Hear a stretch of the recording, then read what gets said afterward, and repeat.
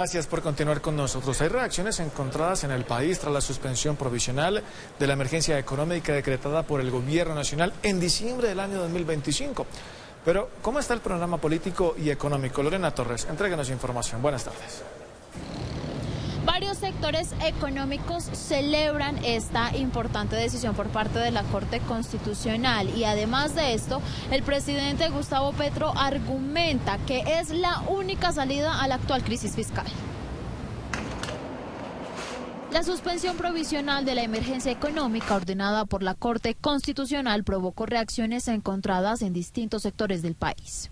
Se trata literalmente de prejuzgar, pero además se hace por dos razones, porque es un decreto de mi gobierno y porque suspende rápidamente los impuestos a los sectores más ricos de Colombia, en contra de la construcción de un Estado social de derecho que la misma Constitución ordena. Desde la oposición la decisión fue celebrada. Aseguran que la Corte actuó para frenar un uso excesivo de poderes excepcionales y proteger el equilibrio institucional. Lo habíamos advertido en el debate del día 27. Aquí no hay hechos sobrevinientes. Aquí hay que defender la separación de poderes. Muy importante esta decisión, que es histórica por parte de la Corte Constitucional, para frenar la aplicación de impuestos que agravan la situación al sector productivo y a la clase media colombiana. Desde las regiones no están lejos de reconocer la medida, después de que varios gobernadores alertaran en diversas ocasiones afectaciones en los recursos previstos, así como los sectores económicos.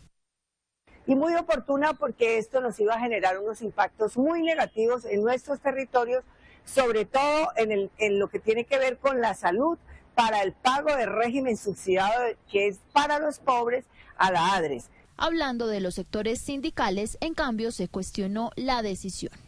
Un decreto de emergencia económica permite los subsidios, permite las ayudas económicas, permite las ayudas alimentarias y es inconcebible que en nuestro país se haya tomado una decisión tan grave.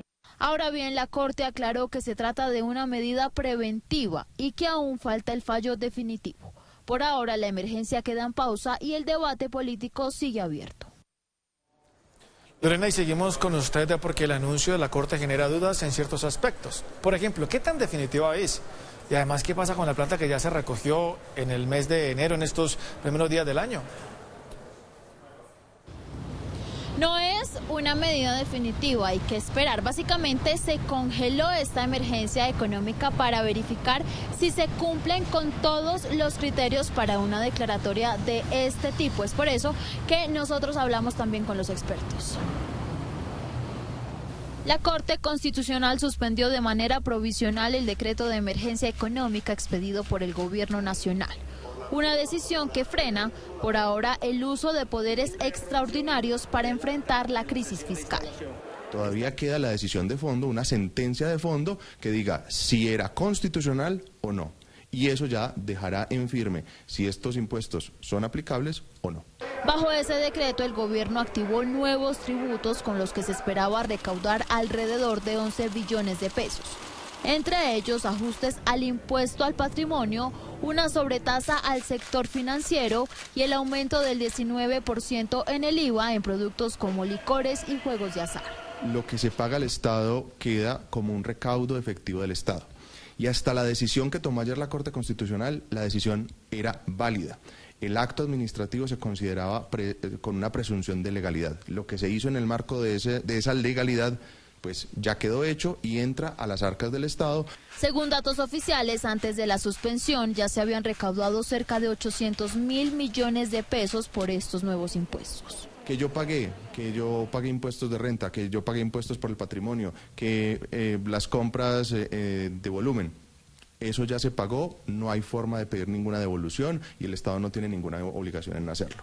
Ahora solo queda esperar la decisión final ante esta medida tomada el pasado 22 de diciembre del año 2025, con el argumento de obtener recursos rápidos tras el hundimiento de la reforma tributaria en el Congreso y cubrir un faltante fiscal cercano a los 16 billones de pesos.